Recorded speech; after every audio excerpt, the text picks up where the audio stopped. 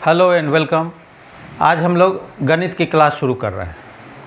गणित जो है, जो भी लोग कंपटीशन देते हैं उनके लिए अंक गणित बहुत ज़रूरी है। बिना अंक गणित के संभव नहीं है मैथ को बनाना, और अंक गणित से ही संबंधित प्रश्न कंपटीशन आदि में पूछे जाते हैं। उसके अलावा जो बच्चे छठा, सातवां या आठवां में पढ़ते हैं वो सब सारा जो है अंक गणित पर ही बेस्ड रहता है, और अंक गणित जानने के बाद ही आगे का मैथ बन पाता है। मुख्य रूप से कंपटीशन के लिए जो बैंकिंग, रेल आदि संबंधित कंपटीशन होता है उसमें गणित से संबंधित करीब 50 प्रश्न पूछे जाते हैं, जो कि सामान्य गणित, अंक गणित पर आधारित होता है। तो इस वीडियो में हम लोग आज अंक गणित को सीखना शुरू करेंगे। तो चलिए सीखते हैं अंक गणित। तो अंक गणित में हमारा पहला चैप्टर है यूनिटरी मेथड। यह यूनिटरी मेथड सबसे महत्वपूर्ण है। यूनिटरी मेथड सीख करके यूनिटरी मेथड का यूज साधारण ब्याज, चक्रवृद्धि ब्याज, लाभ हानि और समय और दूरी, time and distance, time in work, सारे में इस यूनिटरी मेथड का यूज होता है। और यदि आप यूनिटरी मेथड सीख जाते हैं अच्छी तरह तो बिना फार्मूला याद किए या फार्मूला यदि भूल भी जाते हैं तो बड़ी आसानी से सवाल को बना लेंगे। दरअसल यूनिटरी मेथड ही बेसिक मेथड है। तो चलिए सीखते हैं यूनिटरी मेथड। यूनिटरी मेथड को हिंदी में क्या बोलते हैं? एकिक नियम बोलते हैं इसे। एकिक नियम का अर्थ है कि यदि हमें किसी एक चीज़ का यूनिट पता है जो पूछा जा रहा है तो हम सारे चीज़ों का निकाल सकते हैं।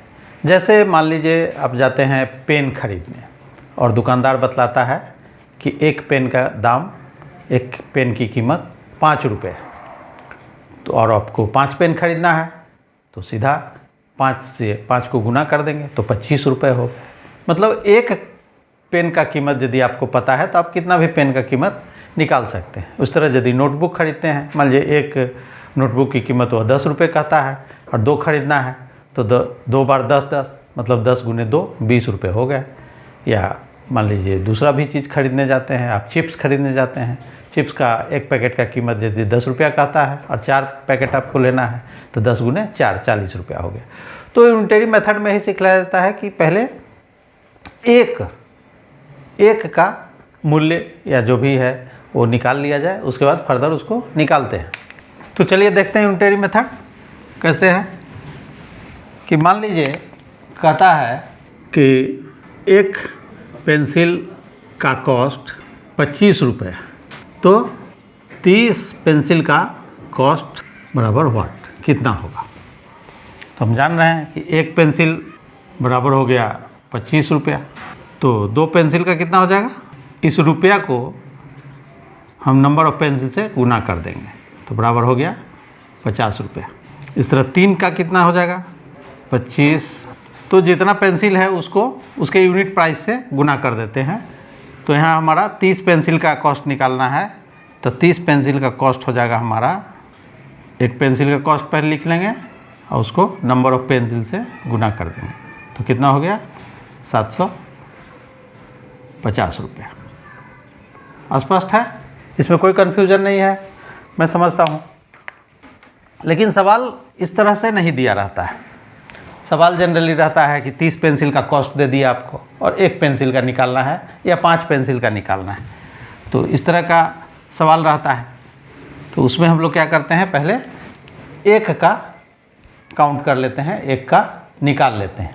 तो देखिए प्रश्न कैसे दिया रहता है। प्रश्न है 25 पेन का कॉस्ट 200 रुपया है, तो 15 पेन का कॉस्ट बराबर व्हाट। तो इसमें अब हम लोग क्या करेंगे कि पहले एक पेन का कॉस्ट निकालेंगे और फिर जब एक का निकल जाएगा तो फिर जितना भी पेन दिया हुआ है उसका कॉस्ट हमको पता चल जाएगा या आसानी से उसको हम कैलकुलेट कर सकते हैं। तो जो निकालना है, क्या निकालना है यहाँ? कॉस्ट। तो कॉस्ट को इस साइड लिखेंगे, दाहिने साइड, और नंबर ऑफ पेन जो है दिया हुआ है, नंबर ऑफ पेन, इसको इस साइड लिखेंगे। तो इसको लिखने का तरीका ये है, चूँकि 25 पेन का कॉस्ट बराबर है 200 रुपया, मतलब कॉस्ट निकालना है, इसलिए कॉस्ट को बाद में लिखेंगे और नंबर ऑफ पेन को इधर लिखेंगे। ये ध्यान रखना है कि जो निकालना है उसको दाहिना साइड लिखेंगे, दाहिनी साइड लिखेंगे। तो यहाँ चूँकि 25 पेन का कॉस्ट 200 रुपया है, इसलिए यह चिन्ह है चूँकि और इसलिए का, बिकॉज एंड देयरफॉर का। तो एक पेन का कॉस्ट जो है कितना हो जाएगा, तो ये ऊपर वाला ये बाय नंबर ऑफ पेन, तो इसको जब हम लोग भाग देंगे तो कितना हो जाएगा, 8 रुपया हो जाएगा हमारा। मतलब एक पेन का कॉस्ट हमें 8 रुपया निकल गया। तो अब कितना का निकालना है, सवाल में कह रहा है कि 15 पेन का कॉस्ट कितना होगा, तो 15 पेन का कॉस्ट बराबर एक का हमारा निकल गया है 8 रुपया इंटू 15, कितना होता है 15 इंटू 8 120। तो हमारा यहाँ हो गया 120 रुपया, हो गया हमारा उत्तर हो गया। ठीक है, मान लीजिए यहाँ पर हमारा 15 के बदला मान लीजिए पूछ रहा है कि 25 पेन का कॉस्ट, 25 पेन का तो दिया ही हुआ है, मान लीजिए पूछ रहा है 5 पेन का कॉस्ट कितना होगा। तो यहाँ हम लोग क्या करेंगे, यहाँ 15 के बदला क्या कर लेंगे, एक का पहले तो इस तरह से निकल जाएगा और यहाँ पर एक का हमको पता चल गया है, तो 5 पेन का कॉस्ट कितना हो जाएगा, एक पेन का कॉस्ट 8 है इंटू 5 मतलब 40 रुपीज़ हो गया। तो इस कंडीशन में हमारा आंसर हो गया 40 रुपीज़ हो गया। अब यहाँ पर ज़रूरी नहीं है कि यहीं पर हम लोग इसको काट करके भाग दे करके निकाल लें, बल्कि यदि आसान नंबर है तो वहीं पर भाग दे करके आप निकाल सकते हैं। नहीं, यदि नंबर मुश्किल है तो यहाँ पर उसको भाग दीजिए लास्ट में आकर के। कैसे, इस तरह से यहाँ पर हम नहीं इसको काटेंगे और इसको क्या करेंगे 200/25, जहाँ लिखेंगे 5 पेन का कॉस्ट बराबर इंटू 5। अब हम लोग यहाँ काट देंगे, 5 से 25 काटेंगे तो ये हो गया और यहाँ काटेंगे तो कितना हो जाएगा 40। तो हमारा आंसर हो गया 40 रुपीज़ हो गया। बहुत सरल है। तो एक एक नियम सीखना मस्ट है, यदि आपको पता रहेगा तो आप आसानी से निकाल लेंगे। दूसरे तरह के का क्वेश्चन देखते हैं कि एक कार, यदि क्या है प्रश्न कि एक कार 20 लीटर में 300 किलोमीटर की दूरी तय करती है, तो 15 लीटर में वह कितनी दूरी तय करेगी। क्या करेंगे यहाँ फिर 20 लीटर में 300 किलोमीटर जाती है, तो हम लोग निकाल लेंगे यहाँ पर यूनिटरी मेथड से कि 1 लीटर में कितने किलोमीटर वह जाएगी। जब 1 लीटर में निकल जाएगा तो 15 लीटर में हम लोग बहुत बड़ी आसानी से निकाल लेंगे। तो यहाँ पर हम लोग इसको किस तरह से सॉल्व करेंगे, बस उसी मेथड से। क्या निकालना है, यहाँ हमें क्या निकालना है, दूरी निकालना है। तो दूरी को इस साइड राइट साइड में लिखेंगे। चूँकि 20 लीटर में तय की गई दूरी बराबर है 300 किलोमीटर, हमें दिया गया है। तो यहाँ निकाल लेंगे उसी तरह कि 1 लीटर में कितनी दूरी तय करेगी। तय की गई दूरी बराबर हो जाएगा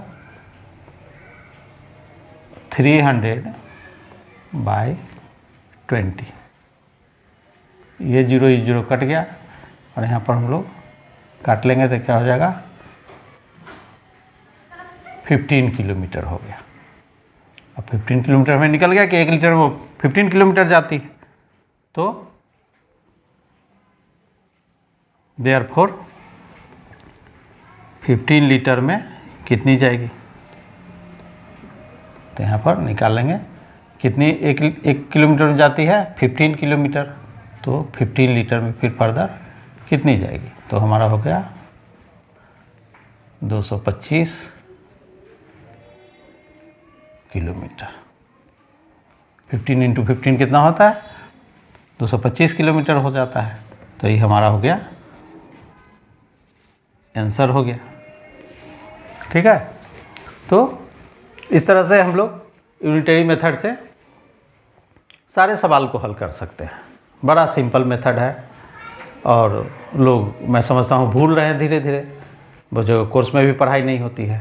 लेकिन यदि आप कंपटीशन की तैयारी कर रहे हैं तो उसके लिए यूनिटरी मेथड को फिर से एक बार याद कर लेना, देख लेना, समझ लेना बहुत ही अच्छा है। यह सारे सवाल में लाभ हानि, परसेंटेज, ब्याज, time and distance, time and work, इन सारे में इसका यूज होता है। तो इस वीडियो में इतना ही। वीडियो देखने के लिए धन्यवाद। यदि वीडियो अच्छा लगा हो तो इसे सब्सक्राइब कीजिए, लाइक कीजिए। धन्यवाद। फिर मिलते हैं अगले वीडियो में।